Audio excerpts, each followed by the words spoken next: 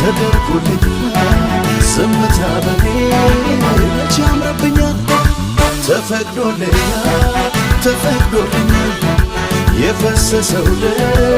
እልፍ ብሎኛል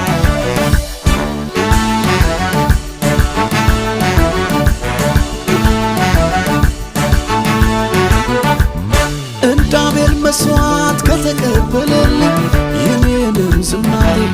እሱን ደስ ካለው ዘመኔ ይጠቅልል ዘምሬ መዝሙር አላቆምም እስትንፋሴ እስካለች በዚህች ምድር ላይ ሌላ ምን ስራ አለኝ የተፈጠርኩትስ ለዚህ አይደል ወይ